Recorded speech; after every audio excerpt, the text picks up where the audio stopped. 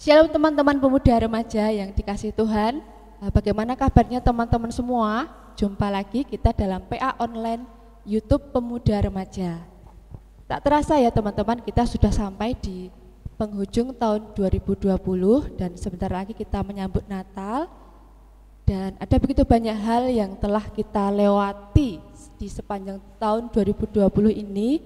Ada begitu banyak hal, ada suka, ada duka, ada tawa, ada tangis, ada begitu banyak tantangan, ujian, badai kehidupan yang telah kita lalui dan yang paling signifikan yang berdampak pada bahkan seluruh dunia, yaitu pandemi COVID-19. Dampaknya kalau kita jadi apa-apa jadi dibatasi, jadi harus belajar merendahkan diri, mau diatur demi keselamatan bersama gitu ya. Pakai masker, jaga jarak, terus dikit-dikit cuci tangan. Dan sekalipun tidak sesuai dengan rencana-rencana kita yang terjadi di tahun 2020 ini, tidak sesuai dengan keinginan atau ekspektasi kita, tapi karena kita mengenal Tuhan Yesus, kita percaya bahwa segala sesuatu itu terjadi untuk kebaikan kita. Jadi ada maksud dan tujuannya. Kita jadi lebih punya banyak ruang dan waktu untuk mengenal Tuhan secara pribadi. Jadi ada banyak hal yang esensi gitu yang harus yang dapat kita petik. Jadi lebih dekat sama keluarga, terus jadi memperhatikan kesehatan diri sendiri gitu. Jadi ada banyak hal yang kita syukuri, dan sebagai ungkapan syukur kita itu, mari bersama-sama kita memujikan sebuah pujian, segala puji syukur bagimu.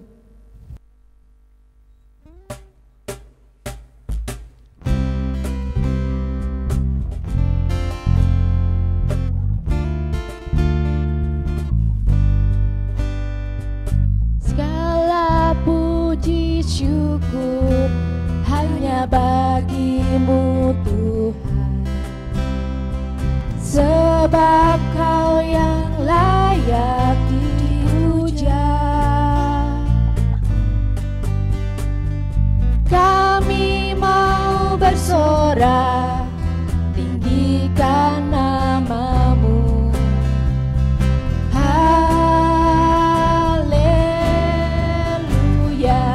Kita pujikan dari awal, segala puji syukur. Segala puji syukur hanya bagimu Tuhan, sebab Kau yang layak dipuja. Kami mau bersorak, tinggikan nama-Mu.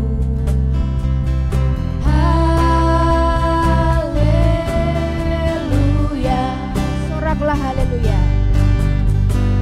Soraklah haleluya. Soraklah haleluya. Haleluya.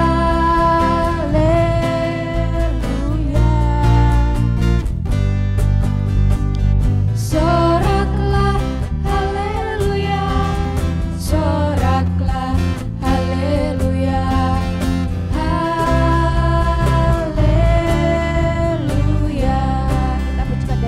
Segala puji syukur, segala puji syukur hanya bagimu Tuhan, sebab Kau yang layak dipuja.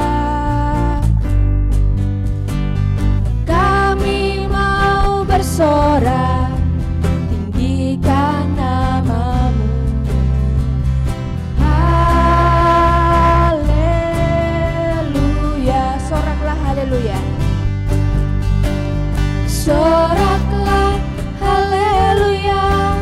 Soraklah haleluya.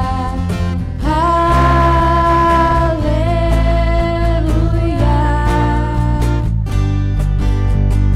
Soraklah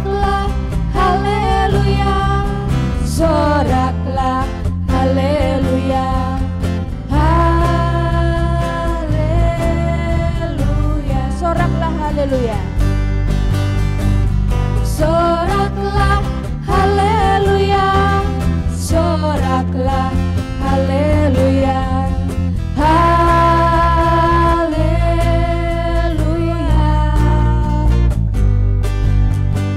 Soraklah, haleluya. Soraklah, haleluya. Haleluya.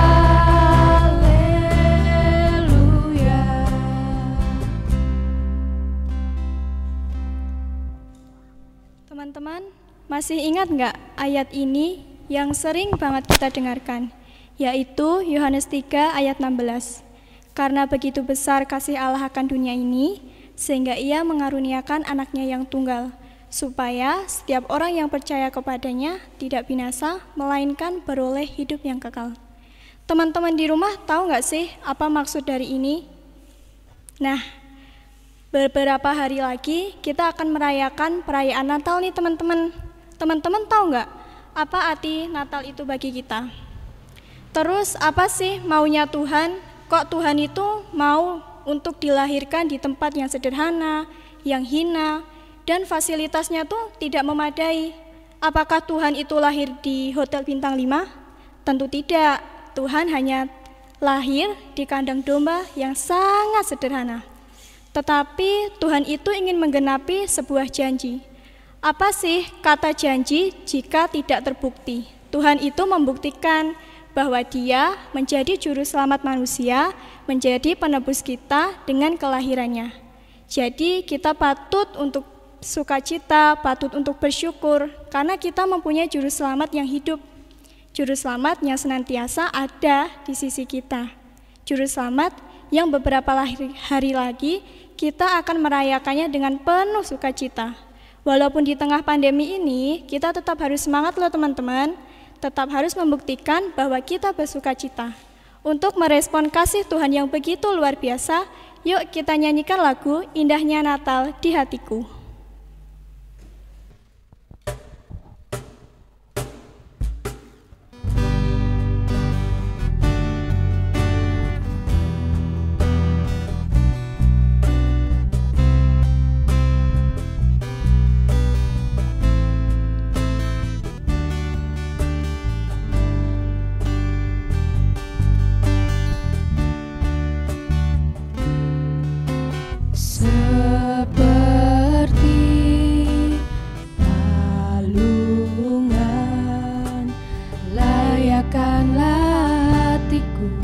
Menyambutmu Tuhan, seperti emas kemenyanganmu, biar hidupku berkenan padamu. Seperti palungan, layakkanlah hatiku menyambutmu Tuhan, seperti emas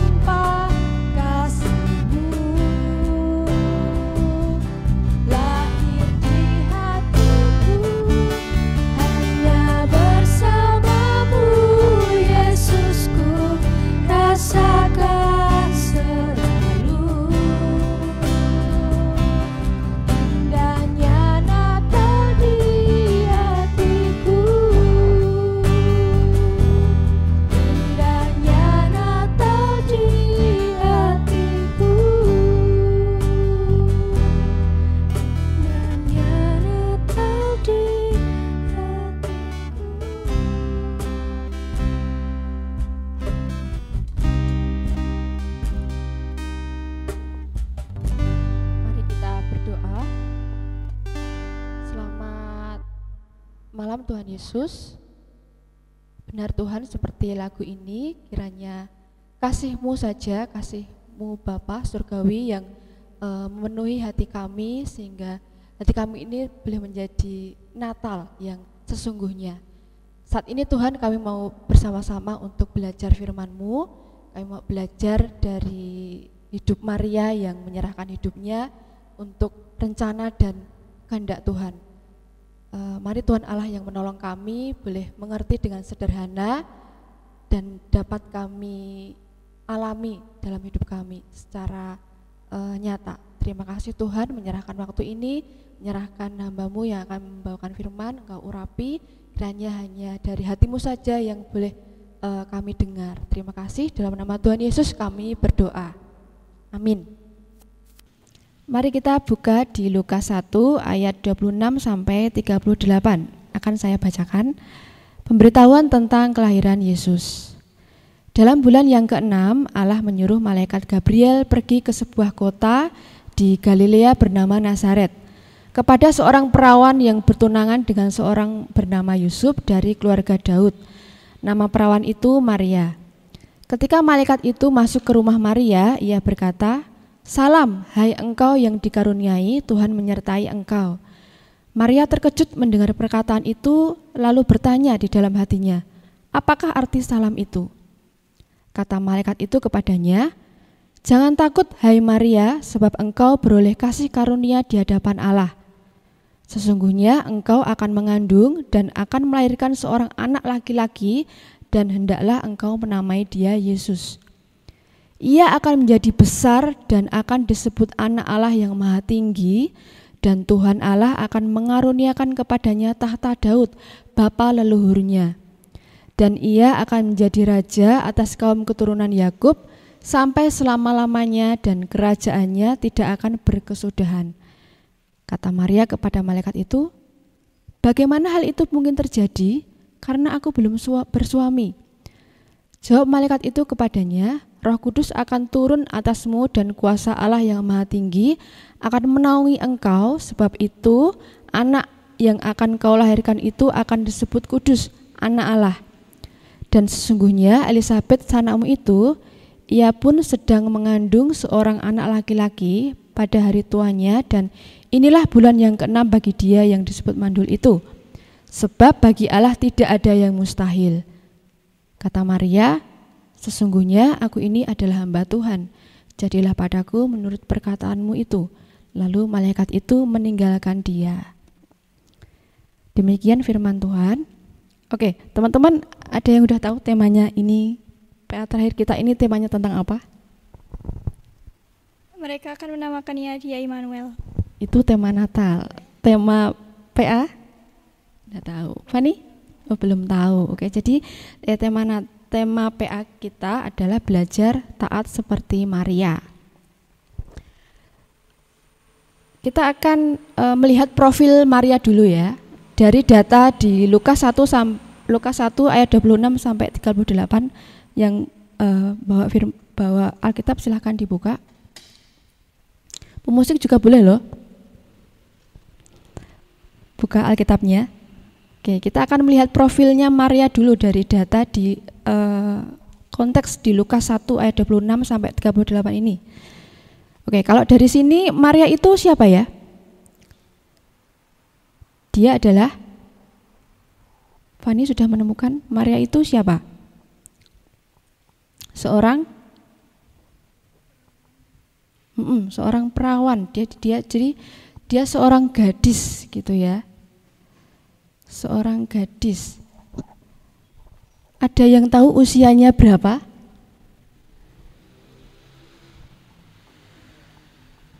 Enggak tahu.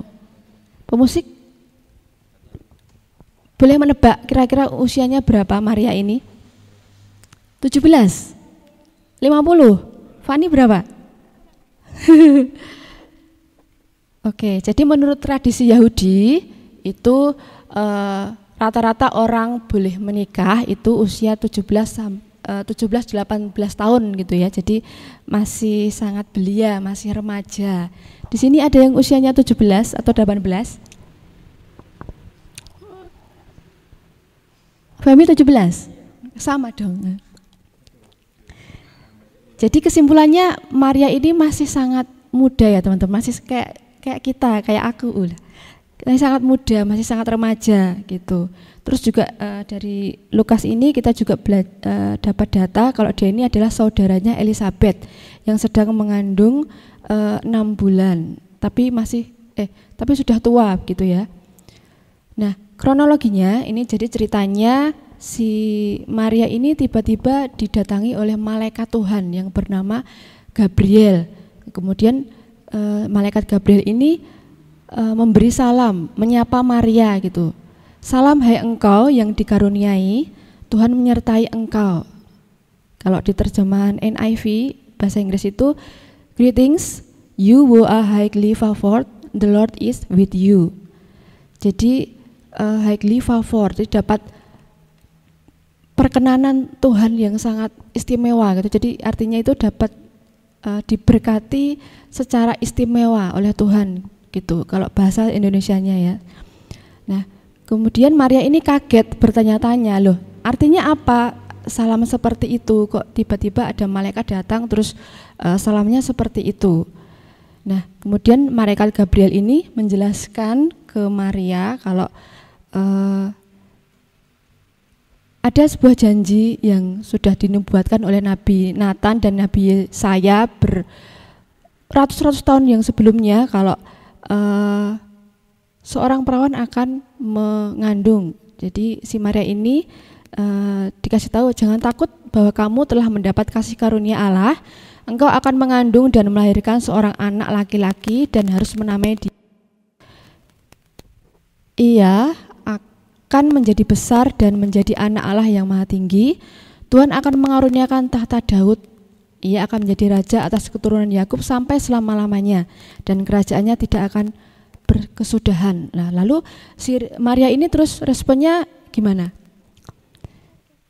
Kaget ya, oh benar. Jadi bagaimana hal itu mungkin terjadi? Karena aku belum bersuami. Kalau bahasa Indonesianya, bahasa sehari-harinya itu, loh kok bisa? Aku masih gadis loh. Ya udah bertunangan sih, akan menikah tapi masih beberapa tahun lagi gitu ya. Nah, terus malaikat itu menjelaskan kalau bahwa anak yang akan dikandungnya nanti adalah hasil dari kuasa Roh Kudus, bukan dari hubungan suami istri gitu. Terus akhirnya si Maria ini luluh gitu, terbuka hatinya. Oh iya, saya ini hanya hamba Tuhan, jadilah kepadamu menurut yang dikehendaki Tuhan. Kayaknya mudah ya teman-teman kalau kita membaca gitu, jadilah Tuhan kepadamu menurut rencanamu atau menurut perkataanmu. Tapi kalau kita lihat dari profilnya Maria tadi, kalau kita lihat dari usianya ya, jadi masih sangat muda, masih sangat belia, masih remaja. Kalau misalnya kita di posisi Maria itu pasti kalau Didin gitu dihampiri malaikat dengan usiamu yang masih muda ini, terus dikasih panggilan untuk mengandung bayi Yesus, itu responmu gimana? Ya kaget. Terus ya terima atau mungkin kalau secara manusiawi enggak ya, maksudnya tuh kayak apa gitu. Tapi kan kuasa Tuhan kan lebih besar dari manusia, jadi hati Maria pun luluh gitu. Oke, benar ya. Jadi kalau kita ada di posisi Maria gitu mesti kaget loh. Mungkin masih ada ragu-ragu. Terus juga kalau masih muda kan pengennya menikmati masa muda dulu, masih pengen sekolah dulu, kuliah dulu, masih pengen karir dulu, punya impian-impian gitu ya. Tapi si Maria ini harus mengemban tugas yang begitu berat gitu, mengandung bayi. Terus kemudian juga dia posisinya itu udah bertunangan. Kan Maria itu juga mikir ya lah, nanti nek tunanganku ya nek percaya kalau aku mengandung oleh Roh Kudus, lah nek enggak kan beresikonya akan ditinggalkan gitu ya. Terus juga Maria ini berada di lingkungan orang Yahudi dan orang tuanya sendiri itu orang Yahudi. Orang Yahudi itu orang yang benar-benar pondasi hidupnya atau nilai dirinya itu sangat disandarkan kepada hukum Taurat waktu itu. Padahal kalau di hukum Taurat itu, kalau ada seseorang kedapatan hamil di luar nikah itu, wah resikonya apa? Dihukum, jadi dilempari batu sampai mati, gitu ya. Jadi ini bebannya sangat luar biasa Maria ini. Beban psikis, beban mentalnya itu wah sangat luar biasa. Dia akan mengalami kehilangan banyak hal resikonya. Tadi ya kehilangan reputasi, nama baik, keluarganya mungkin akan jadi sumber rasan-rasan tetangga gitu. Terus juga resikonya kehilangan apa tadi? Dilempari batu sampai mati. Kehilangan nyawa, betul. Terus juga kehilangan calon suami. Terus apa lagi? Ada beban ekonomi juga teman-teman. Jadi karena masih remaja kan, terus kasih tugas untuk mengandung baby kan nanti juga mikir toh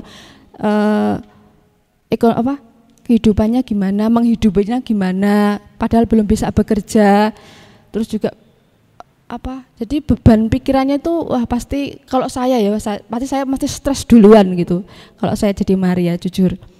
Nah, pelajaran yang dapat dipetik dari respon Maria tadi yang luluh menyerahkan hidupnya sama Tuhan ini, bahwa ketaatan itu memudahkan kehendak Tuhan atau rencana Tuhan itu terjadi dalam hidup kita. Bayangkan kalau Maria itu nggak mau menerima panggilan untuk mengandung bayi Yesus gitu, apa yang terjadi? Kira-kira kita jadi punya juru selamat enggak? Ya mungkin jadi, tapi Tuhan akan memilih orang lain dan waktunya bisa jadi lebih lama dan lebih muter-muter gitu.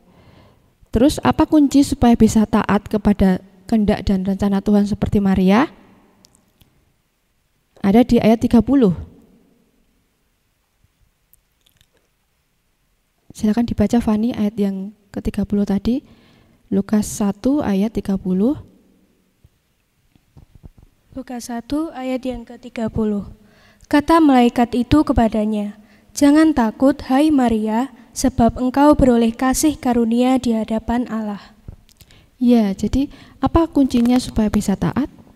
Ya karena kasih karunia Allah gitu yang memampukan gitu. Kalau terjemahan bahasa Inggrisnya itu highly favor, jadi dapat perkenanan atau berkat yang sangat istimewa, khusus dari Tuhan gitu. Ngomong kasih karunia Allah itu apa sih? Kasih karunia itu apa? Ada yang tahu? Di musik. Bahasa sederhananya yang mudah dimengerti itu apa ya kasih karunia itu? Anugerah, betul. Jadi kasih karunia Allah adalah anugerah yang sangat mahal sekali harganya, yang tak seorang pun dapat membeli, tetapi diberikan secara gratis, cuma-cuma kepada kita yang enggak layak. Itu kasih karunia itu seperti itu. Ada sebuah ilustrasi yang dapat memudahkan kita untuk mengerti lebih sederhana lagi apa itu kasih karunia. Dan ilustrasi ini diberikan oleh Tuhan Yesus sendiri. Jadi ceritanya ada dua orang gitu, ada orang Farisi dan ada orang pemungut cukai. Dua-duanya datang ke bait Allah berdoa. Doa orang Farisi ini begini, "Ya Tuhan, aku bersyukur karena aku enggak merampok, aku enggak membunuh, aku enggak berzinah, aku melakukan puasa, taat, aku membayar persembahan, perpuluhan. Aku bersyukur aku enggak seperti orang lain itu."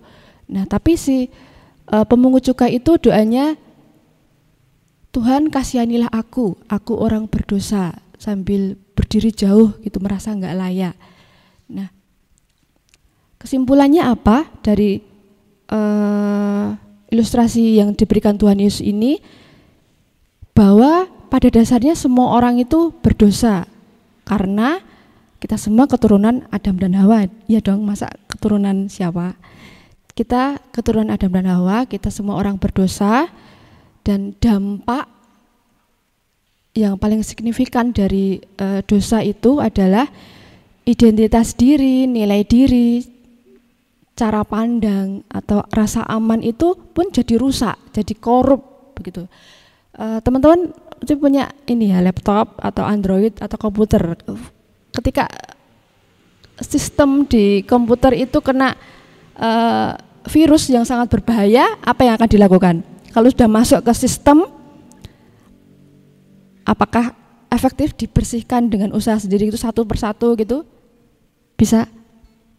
Apakah hilang virusnya?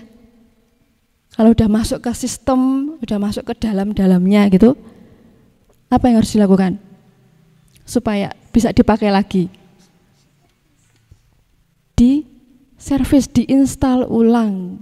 Sama kayak hidup kita. Kita ini karena dosa ini sudah ibaratnya itu udah masuk ke sistem, udah korup gitu, cara pandang kita rusak, nilai diri kita rusak, rasa aman kita rusak gitu. Nah, jadi kita semua telah berdosa, dan ketika orang berdosa itu bertemu dengan aturan-aturan atau tuntutan-tuntutan agama kayak pemungut cukai tadi, perumpamaan yang Tuhan Yesus berikan tadi, ataupun juga kalau kita gitu ya, mungkin pola kebiasaan dinilai mungkin dari sejak kecil di sekolah atau dimanapun itu, yang terjadi adalah menjadikan usaha untuk memenuhi aturan-aturan atau hukum agama itu menjadi nilai diri atau rasa aman atau identitas diri gitu. Nah, tetapi ketika orang berdosa kayak pemungut cukai, terus juga Maria yang kita pelajari pada malam hari ini, ketika bertemu dengan kasih karunia, apa yang terjadi? Jadi menemukan titik balik pertobatan gitu. Sampai Maria yang usianya masih remaja itu, sampai dia menyadari kalau oh saya ini adalah hamba yang hina gitu. Kalau terjemahan lain itu lebih spesifik ya. Jadi saya ini hanyalah hamba yang hina, terjadilah padamu menurut perkataan Tuhan gitu.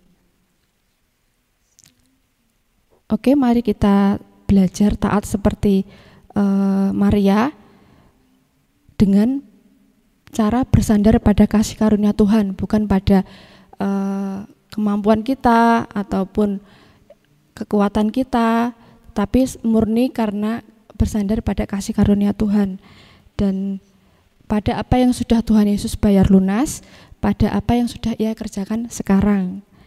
Nah, yang terakhir, gimana sih Kak caranya bisa mengerti kehendak Tuhan? Kan kita belajar taat seperti Maria, Maria itu udah menemukan kehendak Tuhan. Kalau kita gimana caranya bisa mengerti kehendak Tuhan? Kalau dari kisah Maria tadi, dia bisa ngerti kehendak Tuhan atau rencana Tuhan itu karena apa? Karena kasih karunia Tuhan itu dikatakan melalui siapa? Malaikat yang menyampaikan firman. Jadi kalau Maria itu ngerti panggilan hidupnya, rencana Tuhan dalam hidupnya, kehendak Tuhan dalam hidupnya karena ketemu firman. Ya sama, kita kalau pengen tahu apa yang menjadi kehendak, apa yang menjadi rencana, keinginan Tuhan itu ya kita harus bertemu firman juga gitu. Caranya praktisnya ya bangun hubungan dengan Tuhan setiap hari, baca firman Tuhan teratur gitu. Ada sekarang teknologi udah canggih ya, jadi bisa kalau bahasa yang pada umumnya itu nggak ngerti, keduren, bisa pakai terjemahan sederhana Indonesia, bisa pakai bahasa Indonesia sehari-hari yang relevan, yang mudah dimengerti gitu. Kalau mungkin bahasa Inggris atau bahasa Jawa atau bahasa terjemahan baru itu terlalu tinggi, bisa pakai bahasa sehari-hari. Oke, selamat belajar taat kehendak Tuhan teman-teman, dan teman-teman yang di rumah juga selamat mentaati apa yang menjadi kehendak Tuhan dalam hidup teman-teman. Tetap semangat, tetap mengandalkan Tuhan. Terima kasih, Tuhan Yesus memberkati. Mari kita berdoa.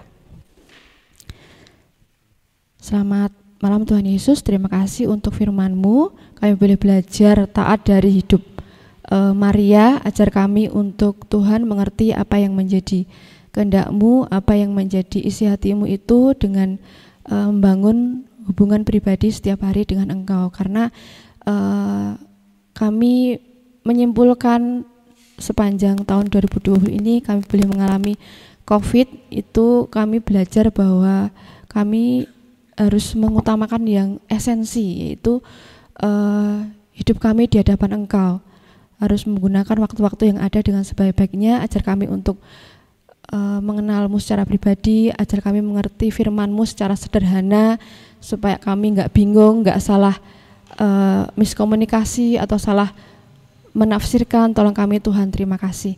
Kami menyerahkan seluruh hidup kami, hanya dalam nama-Mu Tuhan Yesus kami sudah berdoa dan bersyukur. Haleluya, amin.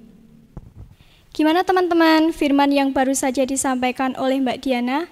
Melalui ketaatan Maria kita bisa belajar loh untuk selalu mendengarkan Tuhan dan selalu menjalankannya, karena rencana Tuhan itu yang terbaik pokoknya. Untuk merespon firman hari ini, yuk kita bersama nyanyikan lagu dengan judul Bukti Kebesaran-Mu.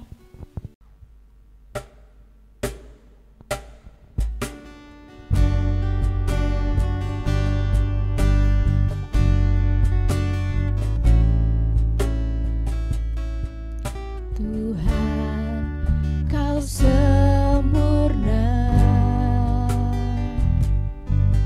dalam rencana-Mu dan karya-Mu, ku serahkan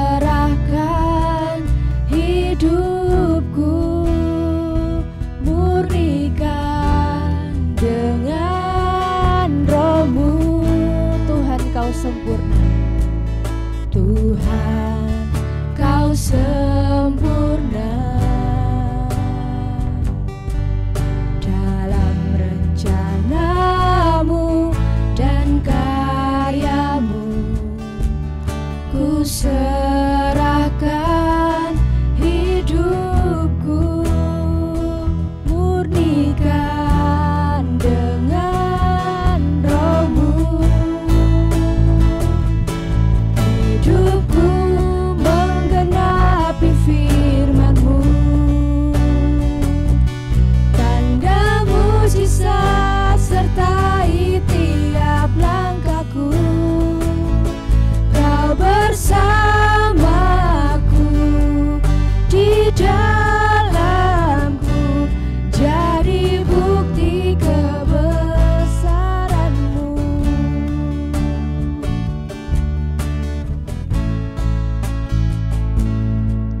Tuhan, Kau sempurna dalam rencana-Mu dan karya-Mu, ku serahkan hidupku, murnikan dengan Roh-Mu. Hidupku menggenapi firman-Mu, tanda mujizat sertai tiap langkahku. Kau bersamaku, di dalamku, jadi bukti kebesaran-Mu. Menggenapi firman-Mu, tanda mujizat sertai tiap langkahku. Kau bersamaku, di dalamku, jadi bukti kebesaran-Mu. Bersamaku, di dalamku, jadi bukti kebesaran-Mu.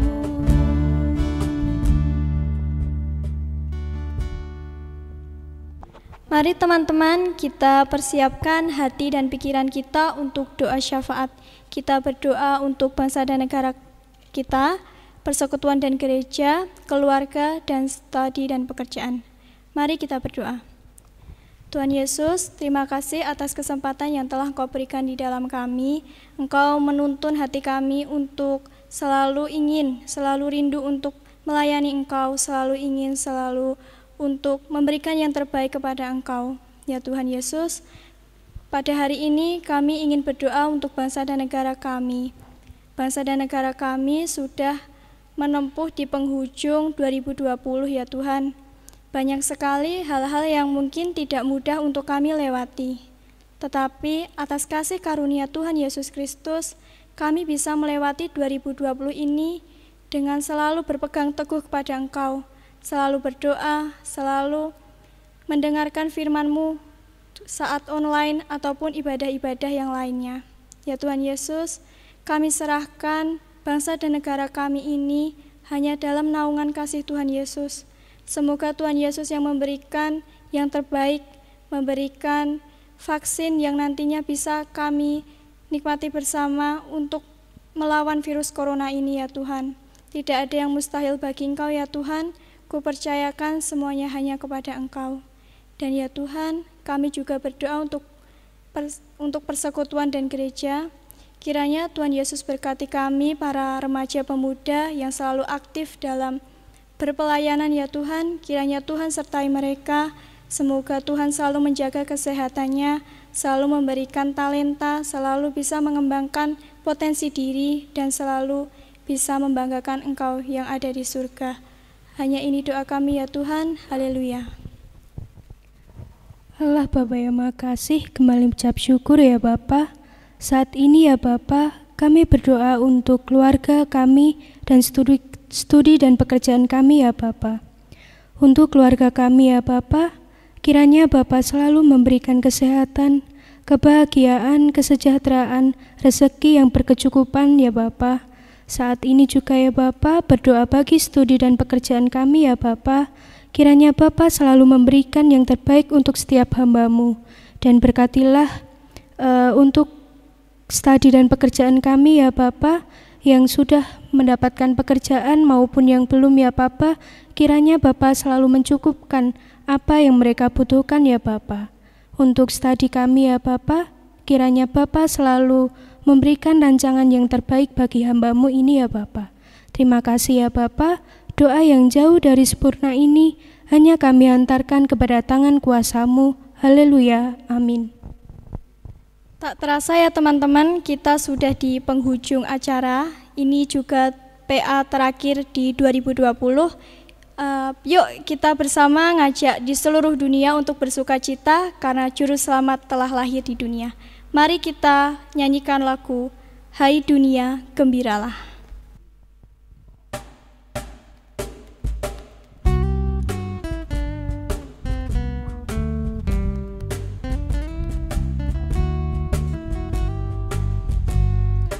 Hai dunia gembiralah dan sambut Rajamu, di hatimu terimalah bersama bersyukur, bersama-sama bersyukur.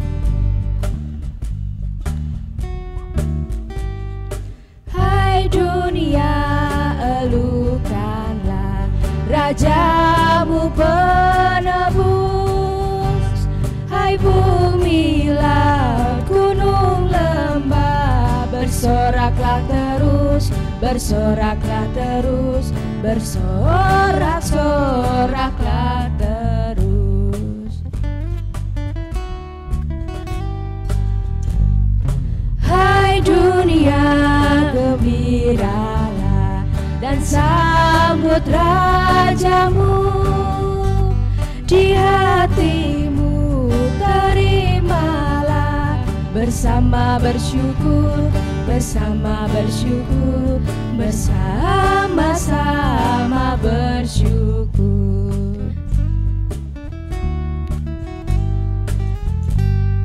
Hai dunia, elukanlah Rajamu penebus. Hai bumi, laut, gunung, lembah, bersoraklah terus, bersoraklah terus, bersorak-soraklah terus. Terima kasih telah mengikuti PA pada hari ini teman-teman. Sampai jumpa di PA tahun depan. Tuhan Yesus memberkati. Dadah, selamat Natal. Selamat Natal.